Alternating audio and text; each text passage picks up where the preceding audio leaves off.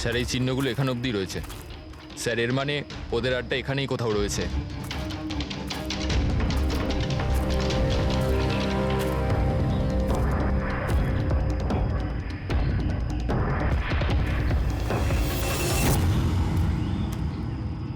Sir sir তাড়াতাড়ি আসুন। এই এক মিনিট স্যার,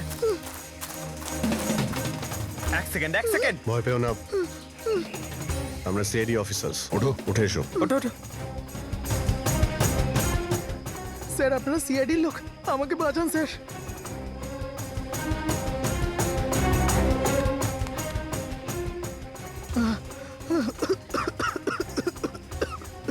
তুমি এখানে এলে কি করে? স্যার আমি জঙ্গল থেকে বেরোনোর রাস্তা পাচ্ছি না। স্যার ওই কুড়িটা এক এক করে সবাইকে মেরে দিয়েছে। তোমরা এখানে এলে কি করে? স্যার আমরা শেয়ার ট্যাক্সিতে উঠে পুনে যাচ্ছিলাম, আর আমাদের গাড়ি হঠাৎ করে পাংচার হয়ে গেল, গাড়ি থেমে গেল। রাস্তাতে আগে থেকে কেউ পেরেকার কাঁচের টুকরো রেখে দিয়েছিল স্যার। তারপর কিছু লোক এলো যাদের মুখোশ দিয়ে ঢাকা ছিল। আমরা কিছু করে ওঠার আগেই ওরা আমাদের ঘুমের ইঞ্জেকশন দিয়ে দিল। আর যখন আমার জ্ঞান এলো তখন আমি এই ঘন জঙ্গলে ছিলাম স্যার। স্যার আমি জানি এই জঙ্গলে খিদে তৃষ্ণা নিয়ে কিভাবে ছিলাম। কখনো কাঠ খেয়েছি তো কখনো গাছের পাতা। যখনই কারোর চিৎকারের আওয়াজ পেতাম বুঝে যেতাম কেউ মারা গেছে। তার মানে এখানে সব জায়গাতেই ক্যামেরা লাগানো আছে। তোমার ভাগ্য ভালো যে তুমি ওদের হাত থেকে বেঁচে গেছো। স্যার এই কারণে ধরতে পারিনি যে ওরা আমার জামার বোতামে একটা ক্যামেরা লাগিয়ে দিয়েছিল, আর আমি ওই বোতামটা ভেঙে ফেলে দিয়েছিলাম। হয়তো সেই কারণেই আমাকে ওরা ধরতে পারেনি। তুমি বলতে পারবে যে বাকি লোকেদের মধ্যে কতজন জীবিত আছে এখন? জানি না স্যার, কিন্তু কাল রাতে যখন আমি গাছে বসেছিলাম তখন কারোর চিৎকারের আওয়াজ পেয়েছিলাম। জানি না ওকে আহত করেছে নাকি প্রাণে মেরে দিয়েছে। কোন দিক থেকে চিৎকারটা শুনতে পেয়েছিলে তোমার মনে আছে কিছু? আমি তো এদিকের গাছে, হয়তো ওদিক থেকে এসেছিল স্যার।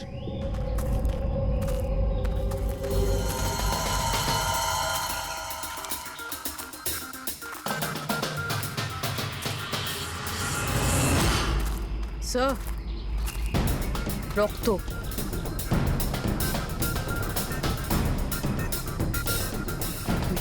স্যার এখানেও আছে। মানে ওদের মধ্যে আহত কেউ এই দিকেই গিয়েছে। স্যার স্যার এই দেখুন, রক্তের কিছু দাগ এদিকে গেছে।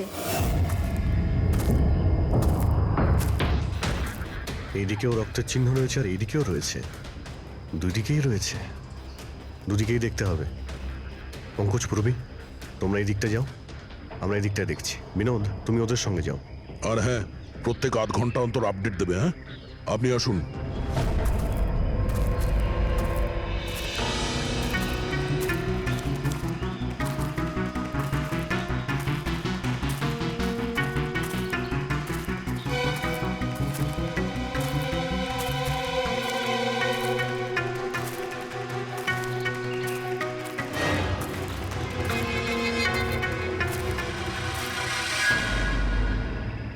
এক মিনিট, ওটা কি?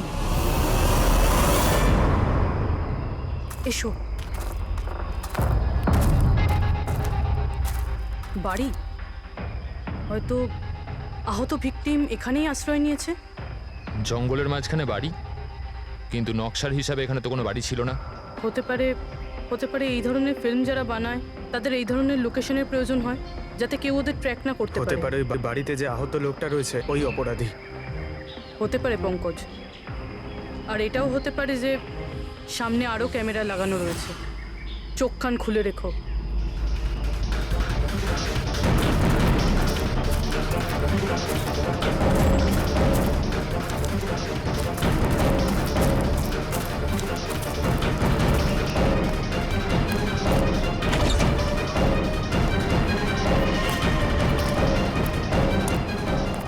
পঙ্কজ, টর্চ।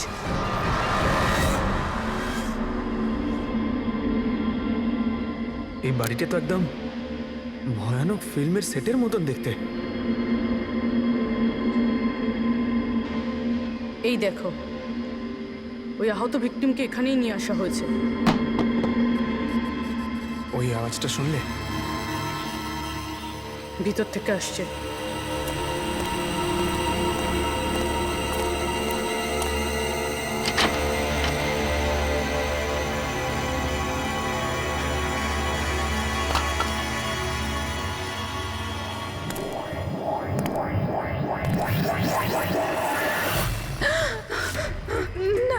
ছেড়ে দাও আমায়, আমাকে যেতে দাও। বেরিয়ে এসো। না, আমার কাছে এসো না, আমি কিছু করিনি। দেখো আমরা সিআইডি অফিসার, ভয় পেও না, এসো, কিচ্ছু হবে না তোমার। এসো এসো।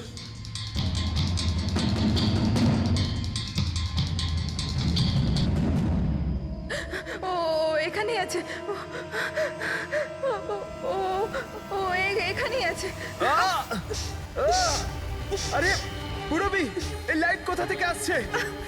পঙ্কজ, পঙ্কজ, আমি কিছু দেখতে পাচ্ছি না পঙ্কজ। আরে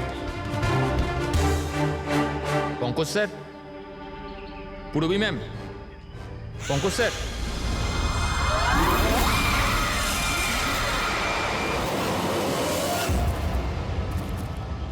স্যার, রক্তের দাগ তো এখানে এসে শেষ হয়ে গেছে। কিন্তু এটা কি করে হতে পারে? আহত যদি কেউ এই পর্যন্ত আসে, তাহলে এখান থেকে হঠাৎ করে অদৃশ্য হয়ে গেল কি করে? হতে পারে ও অপরাধীর হাতে ধরা পড়ে গেছে এখানে এই পয়েন্টে পৌঁছানোর পর। হতে পারে। জানি না মোহিত ছাড়া আর কেউ এখানে বেঁচে আছে কিনা।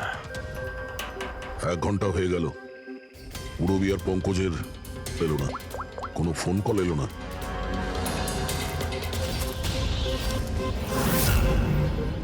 পুরবী ফোন তুলছে না। হ্যাঁ পঙ্কজ, দেখছি। পঙ্কজও ফোন তুলছে না।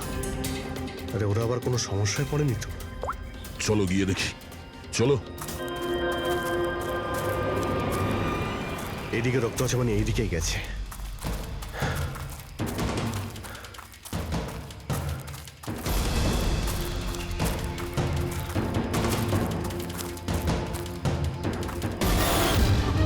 এই ঘরের ভেতর হতে পারে কেউ আছে, আমি ভেতরে গিয়ে দেখছি। ঠিক আছে, ততক্ষণ আমি এই বাইরেটা দেখি।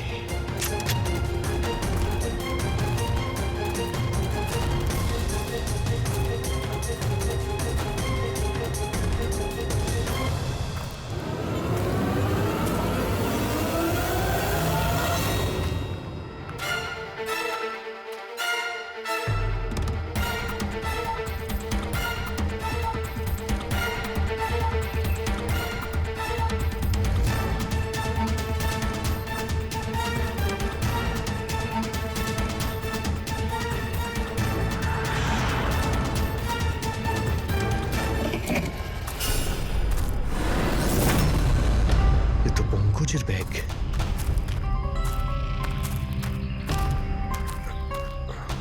পঙ্কজ,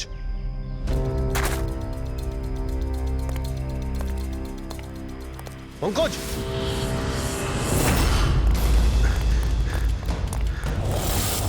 পঙ্কজ, পঙ্কজ,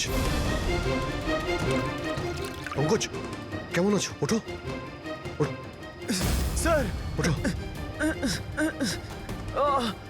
কি হয়েছিল? হ্যাঁ স্যার ওইদিকে ওই বাড়িটায় গেছিলাম স্যার। ওখানে একটা মেয়ে ছিল স্যার। হ্যাঁ। ওর সঙ্গে কথা বলছিলাম স্যার। আর হঠাৎ করে কোথা থেকে এত আলো চলে এলো যে কিছু দেখতে পাচ্ছিলাম না, কিছু বুঝতে পারছিলাম না। ওই বাড়িটা থেকে যেন তেন প্রকারে বেরোলাম, তারপর এখানে এসে হয়তো পড়ে গেছিলাম। আর কিছু মনে নেই স্যার, আমার মাথা ঘুরছে। আর পুরবী, বিনোদ, ওরা কোথায়? স্যার ওরা জানি না স্যার, ওরা ভেতরে ছিল, বাইরে বেরিয়েছে কিনা জানি না। ও নো।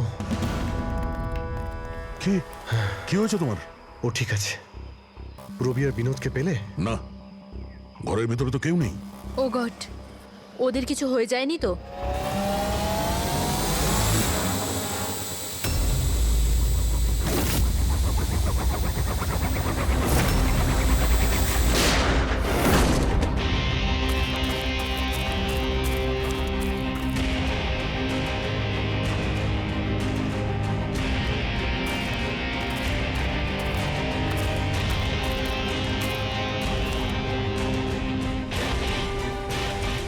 ব্যাপারটা তো খুব জটিল হয়ে যাচ্ছে। আমাদের ফিরে যেতে হবে, চলো। তার মানে? দেখো দয়া, আমরা জানি না এখানে কতজন অপরাধী আছে, কতগুলো ক্যামেরা আছে এখানে, কতগুলো অস্ত্র আছে ওদের কাছে। তাছাড়া আমাদের উপরে নজরও রাখছে ওরা। তাই আপাতত কোনোভাবেই ওদের সঙ্গে আমরা পেরে উঠবো না। আর পুরবী? ওকে এখানে একলা ফেলে চলে যাব আমরা? হ্যাঁ, দেখো দয়া, পুরবীকে হয়তো ওরা কোথাও আটকে রেখেছে। পুরবীকে বাঁচাতে গেলে আমরা তো কেউই বাঁচবো না। অভিজিৎ কি হয়ে গেছে তোমার? কিছু মনে আছে সিআইডিতে আমাদের প্রথমে কি শেখানো হয়েছিল? এটাই কি সবার আগে নিজের বন্ধুকে পেছনে ফেলে এসো না, যদি বেঁচে থাকে কিংবা মরে যায়। আরে দয়া, সবকিছু রুল বুক অনুযায়ী করা যায় না। আমাদের এটাও শেখানো হয়েছিল প্রেজেন্স অফ মাইন্ডের ব্যবহার করতে। তাই এইরকম পরিস্থিতিতে আমাদের তো আই এম সরি, তোমার এই চিন্তা ভাবনায় আমি এগ্রি করছি না। আই এম সরি, তুমি যদি যেতে চাও চলে যাও। পুরবীকে ছাড়া আমি এই জঙ্গল থেকে বেরোতে পারবো না। দেখো দয়া, জেদ করো না। আমরা এটাও জানি না যে পুরবী বেঁচে আছে নাকি ও কোথায় আছে এখন। অভিজিৎ ও একজন সিআইডি অফিসার, এত সহজে হার মানবে নাও। বেচারি একাই লড়ছে ওই অপরাধীদের সঙ্গে। আর এখন যখন আমাদের সব থেকে প্রয়োজন ওর, আমরা পেছন ঘুরিয়ে চলে যাব। প্রয়োজনীয় এটাই যে যারা ওদের হাতে এখনো ধরা পড়েনি তাদেরকে আমরা যেন বাঁচাতে পারি, ব্যাস। দেখো দয়া, তুমি পুরবীর কথা বাদ দাও আর এখন চলো আমার সঙ্গে। আমরা পরে আবার প্ল্যান করে এখানে ফিরে আসবো, এখন চলো। এর হলোটা কি? এই ধরনের বিহেভ করছে?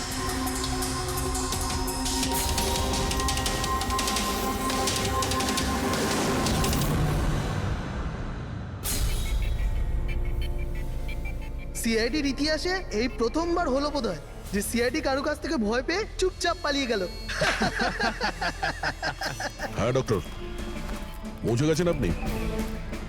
হ্যাঁ, ওই জাংশনেই থাকুন, আমরা আসছি ওখানে। আরে সালুঙ্কি স্যার, আপনি এখানে? আমি এখানে। আসুন স্যার।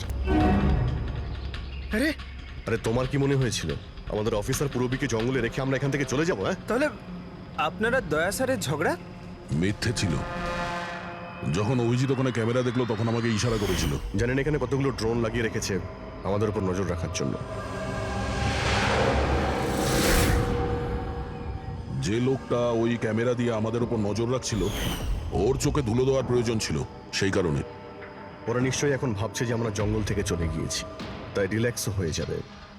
ওদের উপরে অ্যাটাক করার এটাই ভালো সুযোগ। অভিজিৎ, এই নাও, এটা তুমি চেয়েছিলে। এটা আবার কি ডিভাইস স্যার? এটা হচ্ছে জ্যামার। আশেপাশে এই এরিয়ায় যত ক্যামেরা আছে সব জ্যাম হয়ে যাবে।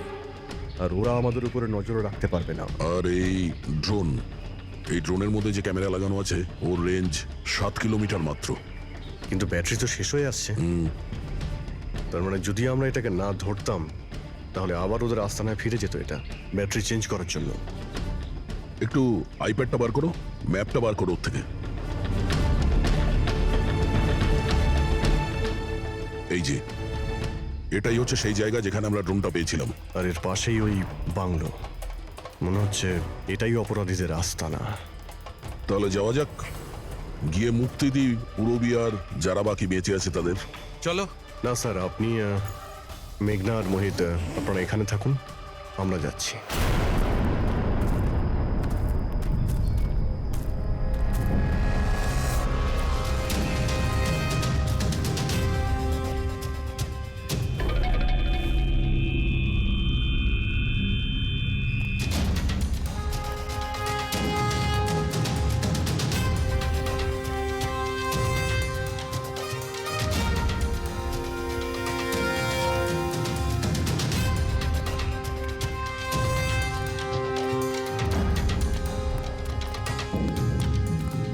আরে ভাই, সিস্টেমটা বন্ধ হয়ে গেল কি করে?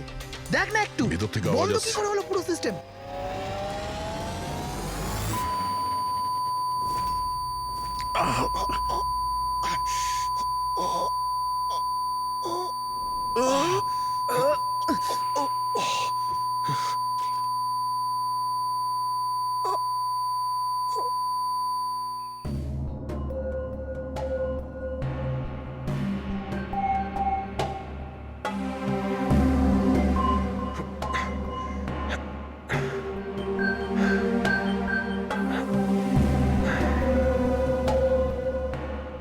পঙ্কজ,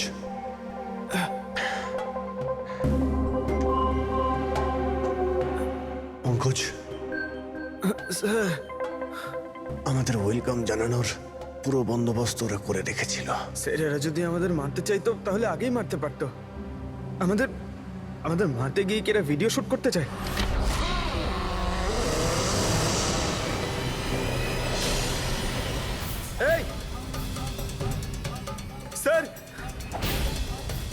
প্রণব,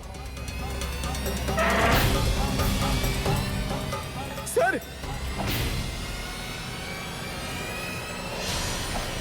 এটা আমি পঙ্কজ। পুরবি, তুমি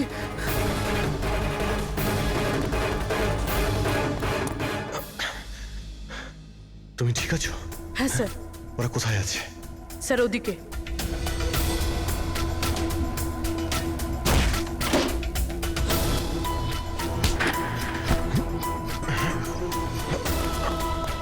এই, এই,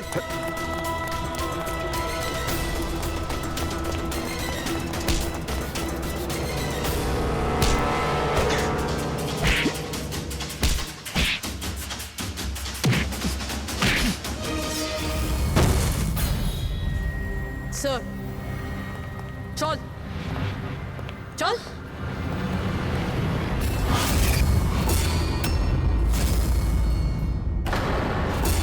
মেঘনা, তুমি? বাহ, আমরা তো ভাবছিলাম যে আমরা অপরাধীর চোখে ধুলো দিচ্ছি, কিন্তু কে জানতো যে আমরা অপরাধীকে সঙ্গে নিয়ে ঘুরছি। আপনারা এখানে কি করে? কে ছাড়িয়েছে আপনাদের? সিআইডিকে আটকে রাখা এত সহজ নয়। সুযোগ বুঝেই আমি ওই জানলাটা ভেঙেছি আর ওখান থেকে বাইরে বেরিয়ে গেছি।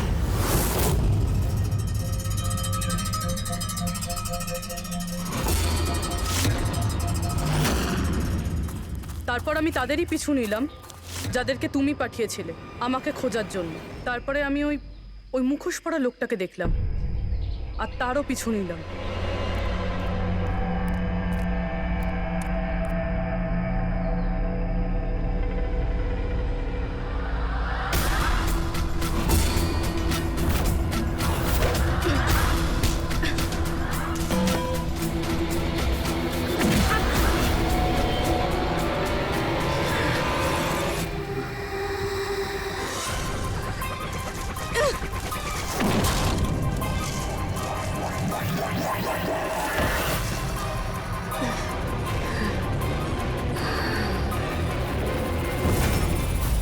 কিছুক্ষণ বাদে যখন আমার জ্ঞান এলো তখন আমি দেখলাম যে, কিন্তু আমি বাকি অফিসারদের কাছে পৌঁছানোর আগেই তোমার এই সনিক বুমের আওয়াজে ওনারা সবাই অজ্ঞান হয়ে যান। ওটা তো আমার ভাগ্য ভালো ছিল যে আমি দূরে ছিলাম, তাই ওটার আওয়াজে কোনো প্রভাব পড়েনি। আর তারপরে আমি ভাবলাম যে ওই মুখোশটাকেই আমার অস্ত্র করলে কেমন হয়। যে নিষ্ঠুরতার সঙ্গে তুমি মানুষদের মেরেছো, তুমি তো নারী হওয়ার যোগ্যই না। এখন এটা বলো যে তুমি এগুলো কেন করেছো? এই সব কিছু আমি টাকার জন্য করেছিলাম। যত টাকা আমি এই কাজের জন্য পেয়েছিলাম না, অত টাকা তো আমি আমার জবে 5 বছরেও পাইনি। আর এমনি তো কি যায় আসে, রোজ এত লোক মরে আরো 2-4 জন মরে গেলে কি হবে? তুমি হয়তো জানো না যে তুমি কতটা অসুস্থ। বাকিরা কোথায় যারা তোমার সঙ্গে ছিল? আমি কারুর কোনো ক্ষতি করিনি স্যার, এতটাও বাজে নই আমি। আর এমনিতেও আমি কোনো খুন নিজের হাতে করিনি। আমাকে তো একজন মহিলা কোটিপতি হওয়ার অফার দিয়েছিল আর আমি সেটা অ্যাকসেপ্ট করেছি। কোন মহিলা? খুব খুব অদ্ভুত নাম ছিল ওর।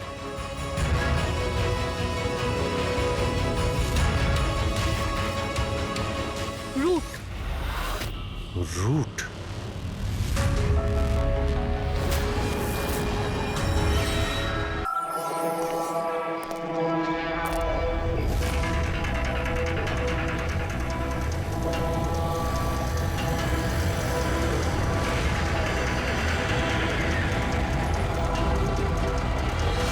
ও ভাই, গাড়িটা আগে নাও।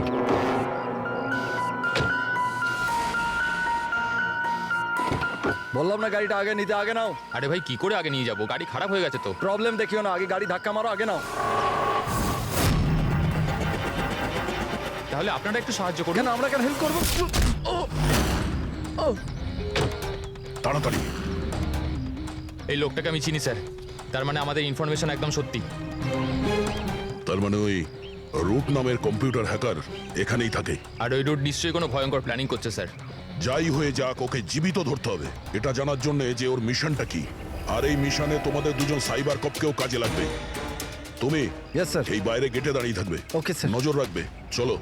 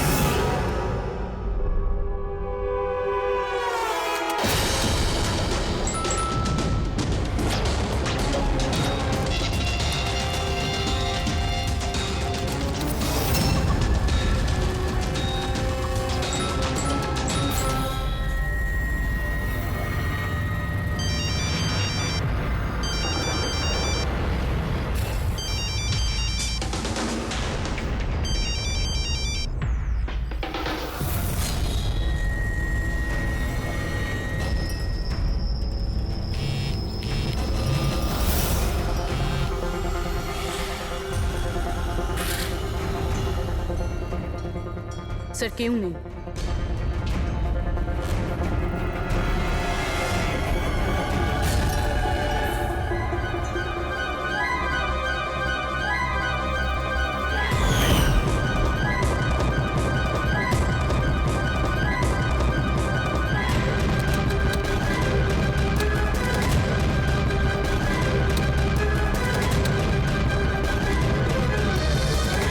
হ্যাঁ ফ্রেডি, স্যার সব জায়গা খুঁজে নিয়েছি, কেউ কোথাও নেই।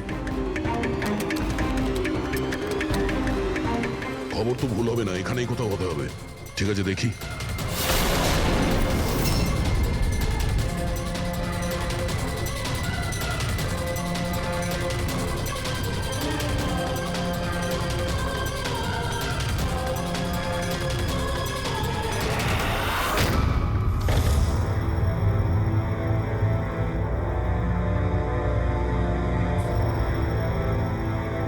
এখানে তো কেউ নেই।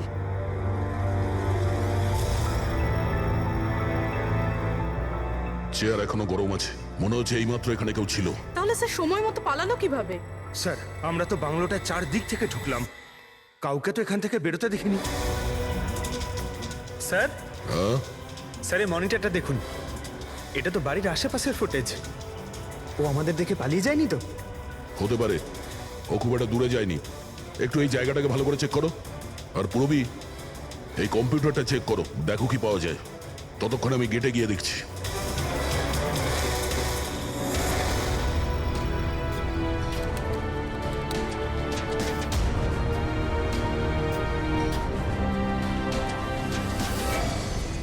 Mahesh, Mahesh, yes sir.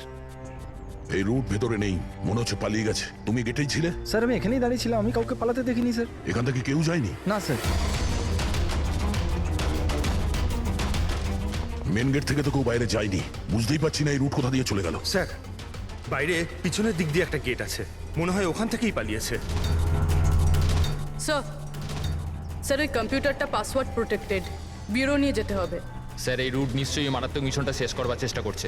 এই রুটকে যে কোনোভাবেই ও খুব তাড়াতাড়ি খুঁজতে হবে। 1 মিনিট। পুরো ঘরে কোথাও কার্পেট নেই, আর এখানে কার্পেট রাখা আছে, তার উপরে এই টুল। একটু সরাও এটাকে। স্যার স্যার এখানে তো একটা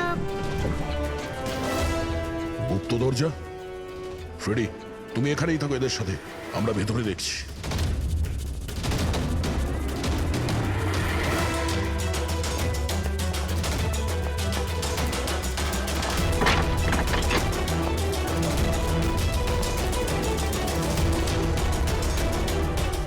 এই, দেখো, তোমার যা বলার আছে তুমি তো এখনই বলে ফেলতে পারো। আমার কিছু বলার নেই, যা কিছু বলার আমার উকিল বলবে। স্যার স্যার আমরা এই রুটের কম্পিউটার সিস্টেম অ্যাক্সেস করে নিয়েছি, আর এনক্রিপশনটাও সফল হয়েছে। জানতে পারলে কিছু? হ্যাঁ স্যার। স্যার এই গত কয়েকদিনে ইন্টারনেটে ভয়ানক কিছু ভিডিও পোস্ট করেছে স্যার। ডার্ক ওয়েবে স্যার। অ্যাকচুয়ালি ডার্ক ওয়েব ইন্টারনেটের এমন একটা কালো জায়গা স্যার, যেখানে সব অপরাধী নিজেদের সমস্ত বেআইনি কাজগুলোকে টেকনোলজির মাধ্যমে সফল করার চেষ্টা করে। যেমন অস্ত্র লেনদেন, কিডনি চুরি, অথবা কাউকে মারার সুপারি। স্যার এমন কোনো কাজ নেই যেটা এই সাইটে হয় না। একটা কথা বুঝতে পারছি না, যখন সবাই সবকিছু জানে, সবকিছু এত খোলাখুলি হয়, তাহলে এটা আটকানোর জন্য আমরা চেষ্টা করি না কেন? স্যার এটা এত সোজা নয়। অ্যাকচুয়ালি এই সাইটে ঢোকার জন্য আমরা একটা কম্পিউটার সফটওয়্যার চাই, যেটা বাছা গোছা হাই প্রোফাইল অপরাধীদের কাছেই আছে। যেমন এই রুট। Yes sir. আর স্যার যেমন আমরা জানি যে ডার্ক ওয়েবে আইপি অ্যাড্রেস আর ইউজার আইডি এই দুটোই লুকোনো থাকে। দেখাও তো কোন ভিডিও পোস্ট করেছে এই রুট।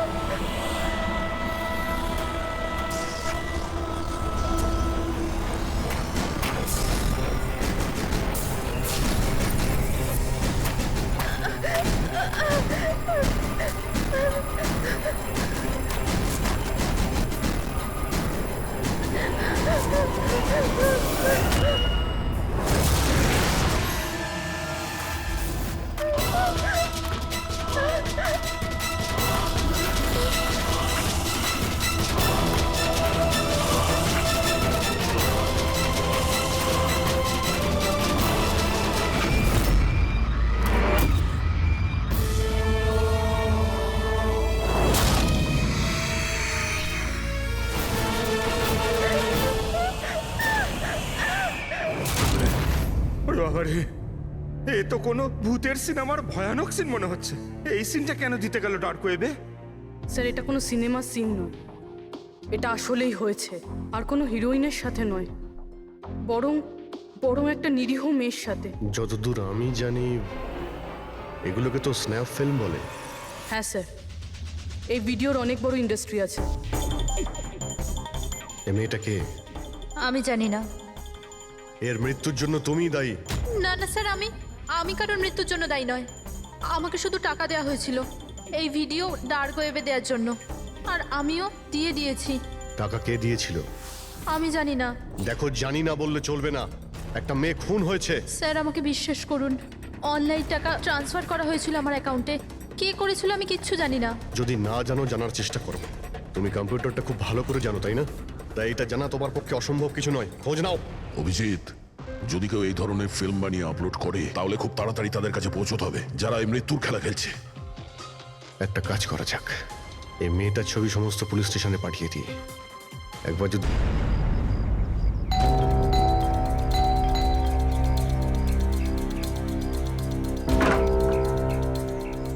আগে বলুন, কাকে চাইছেন আপনারা? এটা রিয়ার বাড়ি না? হ্যাঁ, আমি ওর বাবা। আসুন। আসলে আমরা সিআইডি থেকে আসছি। আপনার জন্য একটা বাজে খবর আছে। আপনার মেয়ে রিয়া আর এই পৃথিবীতে নেই। হ্যাঁ জানি, কিন্তু ওর মৃত্যুর 10 দিন পরে আপনারা কেন বলতে এসছেন এসব? আপনি জানেন যে আপনার মেয়ে রিয়া মারা গেছে? আপনি এই গাড়ি অ্যাক্সিডেন্টের ইনভেস্টিগেশনের জন্য এসছেন তো? তাহলে আপনারা এটাও নিশ্চয়ই জানবেন যে রিয়ার ফিউনারেল হয়ে গেছে। এক মিনিট, আপনি কোন কার অ্যাক্সিডেন্টের কথা বলছেন? ওই তো যেটাতে আমাদের রিয়া চলে গেল, শেয়ার ট্যাক্সিতে ওরা পুনে যাচ্ছিল। না না, রিয়ার মৃত্যু কার অ্যাক্সিডেন্টে হয়নি। এটা কি বলছেন আপনি? এক মিনিট, এটাই রিয়া তো? হ্যাঁ এই তো রিয়াই তো। অ্যাক্সিডেন্টের দিন ও তো এই জামা কাপড়ই পরেছিল। এক মিনিট, মনে হচ্ছে কোনো কনফিউশন আছে।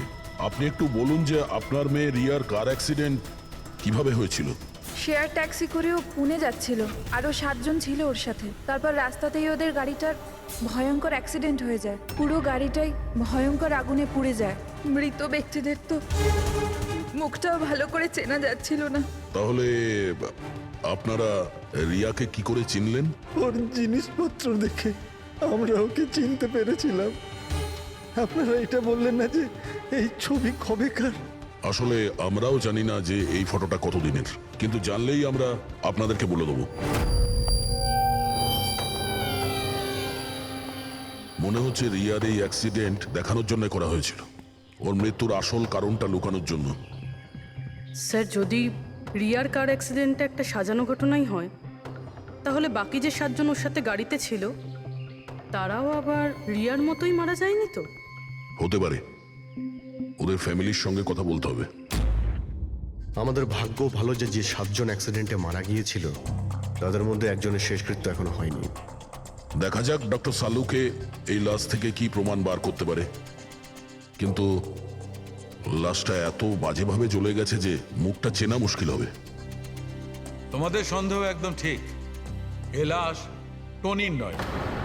মনেই হচ্ছিল স্যার আমাদের, কিন্তু এ কে জানতে পারলেন কিছু? না, এখনো তো জানা যায়নি লাশটা কার, কিন্তু এটা জানা গেছে এই লোকটাকে কি করে মারা হয়েছে। আমি এই বডিটা স্ক্যান করেছি, তখন জানতে পেরেছি যে এর পেটে ছুরির গভীর ক্ষত আছে। ছুরি দিয়ে? হ্যাঁ, ছুরির। আর আমার মনে হচ্ছে যে ওই ছুরির আঘাতেই এর মৃত্যু হয়েছে। মানে একজনকে ছুরি দিয়ে খুন করা হয় আর তাকে টনি বলে এদের মধ্যে ঢুকিয়ে দেওয়া হয়েছে। ওই গ্যাং আসলে কি করতে চাইছে? আর এই লোকটার মৃত্যু 3 সপ্তাহ আগে হয়েছে। ও, এই কার অ্যাক্সিডেন্ট হয়েছে 10 দিন আগে? সেটাই তো। তার মানে কারটা যখন পোড়ানো হয়েছিল তার আগেই এই লোকটার মৃত্যু হয়েছিল। 3 সপ্তাহ ধরেও লাশটাকে রেখে দিয়েছিল যাতে ওই গ্যাং এই ভয়ানক খেলাটা খেলতে পারে। আচ্ছা দয়া, আমরা একটা কাজ করি, যেখানে অ্যাক্সিডেন্ট হয়েছিল আমরা সেখানে যাই আর খোঁজ নিয়ে দেখি এক্স্যাক্টলি কি হয়েছিল ওখানে। আমি তো মজা করে গাড়ি চালাচ্ছিলাম স্যার, আর রেডিওতে গান শুনছিলাম। তখনই হঠাৎ আমি জোরে একটা আওয়াজ শুনলাম। আমি সঙ্গে সঙ্গে আমার গাড়ি থেকে বেরোলাম আর দেখলাম যে আমার সামনের একটা গাড়িতে দাউ দাউ করে আগুন জ্বলছে। আমি বুঝতে পারছিলাম না যে আমি কি করব। আচ্ছা, এই ঘটনাটা কখন হয়েছিল মনে আছে তোমার? স্যার, আমার মনে হয় হয়তো বিকেল 5টার সময়। হ্যাঁ, এটা কি করে হতে পারে? স্যার, এক সেকেন্ড। স্যার, এই টোল ট্যাক্সের ফুটেজটা দেখুন। এখানে তো গাড়ি 3:30টার সময় ক্রস করেছিল, তাহলে এই জায়গাটা ওখান থেকে 20 কিলোমিটার দূরে স্যার। কিন্তু 20 কিলোমিটার রাস্তা অতিক্রম করতে 1.5 ঘন্টা তো লাগার কথা নয়। আর রাস্তাতে কোনো ধাবা বা হোটেলও নেই যেখানে কিছু খাওয়ার জন্য নেমেছিল ওরা। এক্স্যাক্টলি, ঠিক মতো হলে গাড়ি এখানে 4টের সময় পৌঁছে যাওয়ার কথা, কিন্তু এখানে অ্যাক্সিডেন্ট হয়েছে 5টার সময়। তার মানে এই অপরাধ এই 1 ঘন্টার মধ্যেই হয়েছে। মানে গাড়িটাকে ওই সময় কোথাও নিয়ে যাওয়া হয়েছিল আর ওদের সবাইকে নামিয়ে গাড়ির মধ্যে 7টা লাশ রেখে দেওয়া হয়েছিল। আর তারপর গাড়িটা এখানে এনে ব্লাস্ট করিয়ে দেওয়া হয়েছে। এটা একটা প্ল্যান ছিল। স্যার, স্যার আমার মনে হয় ওদেরকে সেখানেই নিয়ে গেছে যেখানে ওই রিয়াকে নিয়ে গেছিল স্নাফ ফিল্ম বানানোর জন্য। জায়গাটা আমাদের খুব তাড়াতাড়ি খুঁজতে হবে। পুরবী SMS পাঠিয়েছে, কোনো গাছের ছবি। হ্যাঁ পুরবী, স্যার, আমি যে গাছটার ছবি পাঠিয়েছি আপনাকে, এটাকে মোরিঙ্গা অ্যালোফেরিয়া বলে স্যার। হ্যাঁ স্যার, ঠিক এইরকম গাছই রিয়ার ফুটেজেও ছিল স্যার। এই দেখুন স্যার, ওই ফুটেজেরই একটা স্ক্রিনশট পাঠাচ্ছি। স্যার, এই গাছটা মহারাষ্ট্রের 2টো জঙ্গলে পাওয়া যায়। এটা তো এক্স্যাক্টলি ওই রকমই গাছ। মহারাষ্ট্রের 2টো জঙ্গলে? কোন কোন জঙ্গলে? স্যার, একটা জঙ্গল যেটা নাসিকের কাছে, আর দ্বিতীয় জঙ্গলটা যেখানে অ্যাক্সিডেন্ট হয়েছে সেখান থেকে 1 ঘন্টার দূরত্বে। আর ওই জঙ্গলটার নাম হলো প্রিফিক্স ফরেস্ট। নিশ্চয়ই এর মৃত্যুর খেলাটা প্রিফেক্ট জঙ্গলেই হয়েছে। তবে প্রিফিক্স ফরেস্ট তো একটা বড় জঙ্গল, ওখানে খোঁজা তো অত সহজ নয়। ফরেস্ট অফিসারদের সাহায্য নিতে হবে।